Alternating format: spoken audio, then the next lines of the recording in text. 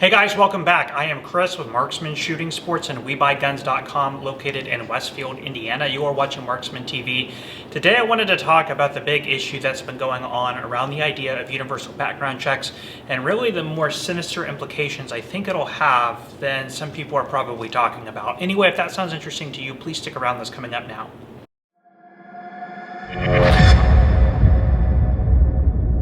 Now, as you guys know, when I do these types of videos, I try and stay away from the doom and gloom type of stuff as much as possible, but there is some stuff here that worries me about the outlook of the gun industry as a whole if something like a universal background check were to pass. Now, when I look at these topics, I try and approach them from more of a pragmatic type of business sense, as I am a gun store owner. And I like to give my insights from my side of the counter. Specifically, if something like a background check or universal background check and extended waiting periods were to pass. Now, when it comes to gun control, it seems like a universal background check is something that has more bipartisan support than most other things like an assault weapons ban or high capacity magazine ban. We just saw a couple bills pass through the House with actual bipartisan support, some flipping over from traditional pro-gun side of the aisle. And I'm afraid it might have similar repercussions in the Senate. Now, with the filibuster, they would need more of a supermajority and for the possibility of something like this to actually pass, which if they get rid of the filibuster, then that's more of a likelihood with a simple majority needed. With a split Senate and a 50-50 with the vice president breaking the tie, that gives me a little bit more pause and concern for something like this actually passing. Now, I don't want to get into all of the hyperbole of, again, the doom and gloom of something like this, but let's go ahead and address sort of the implications I think it would have on the market. So those of you who are not aware of a universal background check, when you come into a gun store to pick up a firearm, you have to complete a 4473 background check. It's an over-the-counter check, which should take you about 10 minutes to complete. And then the dealer is going to run that against the FBI NICS, National Instant Criminal Background Check System. If you're given a proceed, you get to take the firearm home unless your state has a mandatory waiting period. Federally, there is no such waiting period. If you're delayed up to 3 days. That does not include date of paper submission or date of transfer. That does not also include holidays. So it could take up to about 5 to 7 days if there's holidays in there or whatnot. However, on the private market, federally, it is not required that you are to go to a gun store to have a background check done. You can sell a firearm to your neighbor, to your friend, to a complete stranger with nothing more than a handshake or a bill of sale if you like that, unless you have reason to believe that the person is prohibited, either a felon, underage, a resident of a different state for a handgun purchase, and anything like that. Again, there are different state laws that apply here. I'm not privy to those laws necessarily. I am in the state of Indiana. We have no such laws, but federally that is totally legal. Now, if a universal background check aims to have all transactions, whether through a dealer or we'll call them commercial sales or private sales, need to be facilitated at a gun store over the counter with a 4473 conducted on your buyer if you are trying to sell your private firearm, with some workarounds in there with like family members, children, things like that are exempt. Other than those special cases, you got to get a background check done. Now, the number one thing that anti-gun or people that are, pro-gun people or people that are opposed to universal background checks, the number one thing they point out is the likelihood that this would lead to a registration, because that is really the only way to control this sort of thing from being done. I slightly disagree that this is the only way to control it, and I'll talk a little bit about that. Now, that is a little bit of a slippery slope argument, not saying that it is unlikely or that anti-gun politicians would want a registry. They absolutely would. But I'm more concerned about other more pressing implications a universal background check would have on the industry. Number one, you have to consider the bottleneck that the background check creates and the transfer fee that is charged from a dealer like myself to somebody who is picking up a firearm in their store. Most of you are probably already familiar with this process as you have purchased firearms online and have them shipped to your local dealer for pickup, as a firearm cannot be shipped to your door. When that firearm arrives, your dealer calls you. You then go into that gun store, you complete the 4473, you pay a transfer fee, which nationally right now is anywhere from about $20 to $40 on average. Once you pass that, you go ahead and you take it home. Now, the issue here is not so much the process. Yes, it is an inconvenience and it does create friction, but the real issue is the transfer fee. Now, if we look at the national average of about how many private transactions take place in a given year, it's roughly estimated to be about 30 to 40% of all firearm transactions, so a little bit less than half. We don't have any verifiable data to prove this because there is no record or registry for those private transactions, so it's really just an estimate. I think it might be even higher, but let's just go to 40% for the sake of argument in this video. The current transfer fee rate, again, the $30 to $40 or $20 to $40 nationally, is based on the demand that currently exists for online sales. If you push into that an additional 40% in demand, or necessity for those background checks to happen, like anything else in the economy, if the demand for the product goes up, so too will the price. Now, that's not to say that necessarily, the dealers are going to be sitting here, all excited about screwing everybody on their background checks, and I'm sure that there will be some of that happening, but the background check fees will raise out of necessity because of the raise of the cost of doing business in that area. As a dealer, I can, or an employee of mine can, spend some of their time during the day doing background checks. We charged a $30 transfer fee. I lately had to raise that because of the shortage in supply of firearms. Most of my purchases were coming from out of state from other retailers. I was spending an inordinate amount of my time doing transfers, so I had to raise my fee slightly to offset the cost it took to me to do those transfers. A lot of people like to make the argument that transfer fees are free money. There's really no such thing as free money in business. The time it takes for you to allocate your own labor or the labor of an employee does cost you money, and you have to have your transfer fee at a price that makes sense to allocate a portion of your time to doing it. Otherwise, you just don't accept transfers and you spend all of your time doing other things that makes your business money, like selling your own inventory. Again, if we increase those fees, or if we increase that demand in the marketplace up to 50% of what is currently experienced, the fees are absolutely going to go up. Now, what happens if the fees go up? I think and I'm going to be as bold as to say, I think that will basically destroy the private market of firearms, which is a really, really bad thing. Another thing I think it'll do is it'll destroy the online commerce of firearms. Again, there's a perfect bottleneck here where all those transactions will have to be filtered through a small gun store like mine, and the people that come in to interact with a business like mine will ultimately have to pay higher fees. In the case of a private transaction, let's go ahead and use an example. Let's say you have a Remington 870 that you bought brand new. It's a tactical version. You bought it brand new, let's just say for $500. It's very lightly used. You maybe took it out to the range once or twice. It still has its original box and everything like that. And you decide you want to sell it on the private market for $400.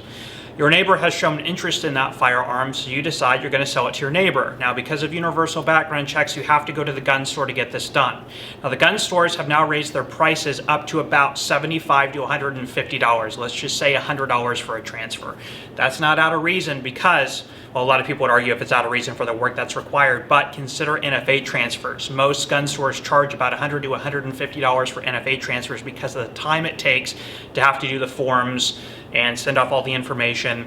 If we're constantly barraged with people coming in nonstop for private transactions, the time it will take to handle all of those will go up, and again, so too will the price, but I digress. Say it's $100. You want to sell your used shotgun for $400, which is a fair price at the market, but now you're considering having to pay the $100 transfer fee. Either you're going to pay it, which is going to mean that you're really walking away with $300 for your shotgun, or your neighbor's going to pay it and he's thinking, wait a minute, I can go down to that same gun store and get that same shotgun for $500 brand new. Why would I pay you $400 plus a $100 transfer fee and end up at $500 for your used shotgun? What then the private seller is going to have to do is eat that huge exorbitant transfer fee or knock their price down even lower so that after the transfer fee it makes sense for that new buyer to come in and get it. Conversely, if that seller is wanting $400 for that used shotgun and they may have to end up taking $300 for it, well, the gun store might be willing to pay them $300 so that they can resell it for $400. So that private seller will likely just bypass all the having to find a new buyer listed on Arms List or Gun Broker, may just go straight down to the gun store to sell it to them, because at the end of the day they get the same amount of money. Here we can see the private gun store leveraging this new law in order to get themselves a much larger amount of used guns, and also a higher transfer fee for those people who are willing to go through the process, as they will have no other alternative unless they want to break the law, which kind of puts the private consumer over a barrel. Now, I am telling you this as a private gun store owner. Will it help my business immensely? Yes.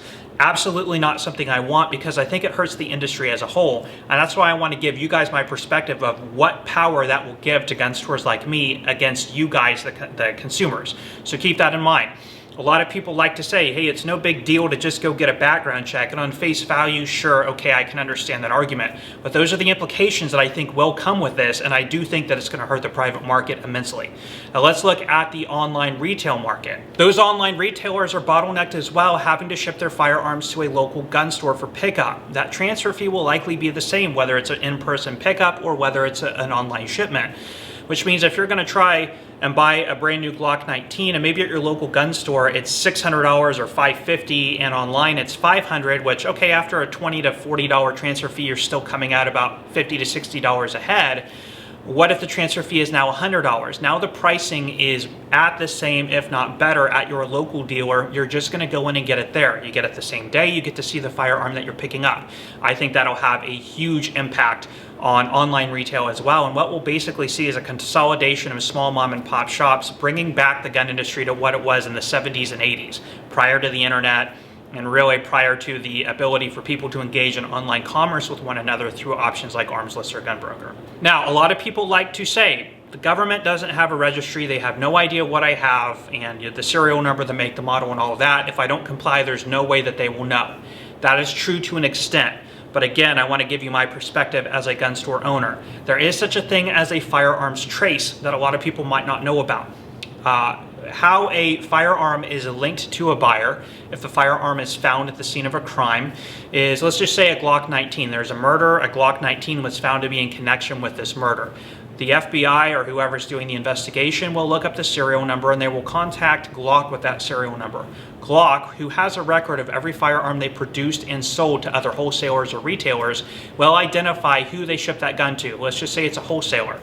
The FBI will then call the wholesaler. The wholesaler also has a record and will identify which gun store that they shipped that Glock to. They will then contact the gun store. The gun store, who also keeps a record, will identify which customer they sold that gun to. They will then go to you, the customer. If you had purchased that Glock 19 and then you relinquish that firearm through a private sale without conducting a background check, say this happens after the enactment of such a stupid law, the FBI will then ask you, where is this firearm? You'll say, I sold it. And then they will say, which gun store did you go to sell it? And you'll either lie, in which they'll know you're lying because the next place they're going to go is that gun store, which will have no record of that ever happening. Or you tell them, I didn't go to a gun store, I broke the law. If that firearm, say the person who bought it was a felon, they then used it in a murder, that purchase would have been prohibited or stopped had you gone into that gun store and they got denied on their background check. That makes you, I would imagine, I'm not an attorney, but I would imagine that there would be some felonious type of charges against you, which could put you in prison at the very worst, or at the very least remove your gun rights, which nobody wants. Again, I'm not trying to say I'm in support of this to follow the law. I'm just saying it will come back eventually to bite you if the person who you sell it to ends up getting a trace on that gun. It will come through you and they will find out what happened. So there is really no way around it unless you want to risk that happening to you further on down the road. And of course, as a law-abiding gun store owner and a law-abiding citizen, I cannot recommend to anybody violating any type of federal firearm law, again, for those reasons. It's just not worth the crime or the punishment that may come your way for violating such a law. Finally, let's talk about the addition to this bill. It was an increase of a waiting period from 3 days to 10 days.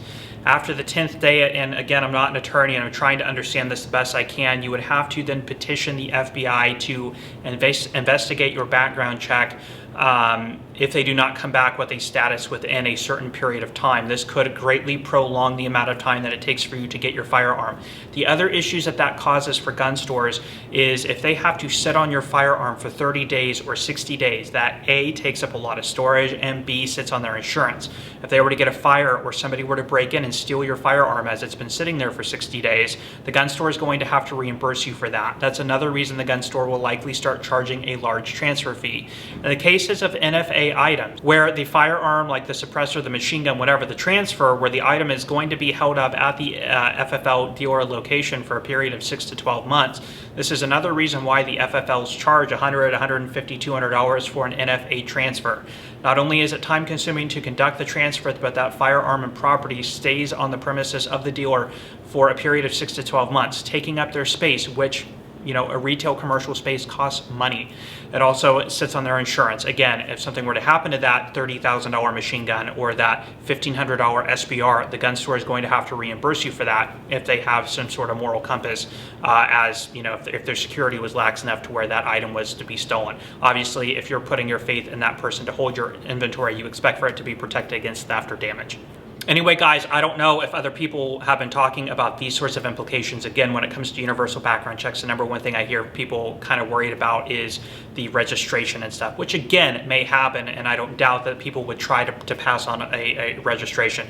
But I think it would actually completely cripple the private market as well as the internet market and completely reshape the industry as we know it right now. So I am absolutely vehemently opposed to a universal background check. We are private citizens with the private right, not only the private right, but the constitutional right to own firearms. It is guaranteed to us through the Constitution, and being prohibited or putting up all these roadblocks to be able to engage in legal commerce from one citizen to another for the transference of their own legally held and legally obtained property is a complete violation of I think, our private rights. So I don't do a whole lot of call to actions when it comes to legislation, but when it comes to universal background checks, I think that this is something that they likely have a reasonable chance of passing, and it is one of those things that I recommend contacting your local politicians as much as you can to try and pressure people to not pass such a draconian law like this. Again, singling out individual gun owners, this would be the only type of commerce in which case that it would be required for two private citizens to transfer their private property through a private business, which would collect a fee on that. I know that there's like cars, you got to register your car and stuff, but you can still sell your vehicle, your car, your motorcycle to another person without having to go to a dealership or without having to go to a licensed branch to conduct that sale. And cars aren't even protected under the Constitution. So anyway, guys, I'm going to leave you off with this. If you have any questions, please leave those down below. If you enjoyed this video, please let me know by hitting that like button. Also hit that subscribe button so you are aware when we are posting new content. Anyway, guys, I'm going to leave you off there. I am Chris with Marksman Shooting Sports and WeBuyGuns.com in Westfield, Indiana. You are watching Marksman TV, and I will see you next time.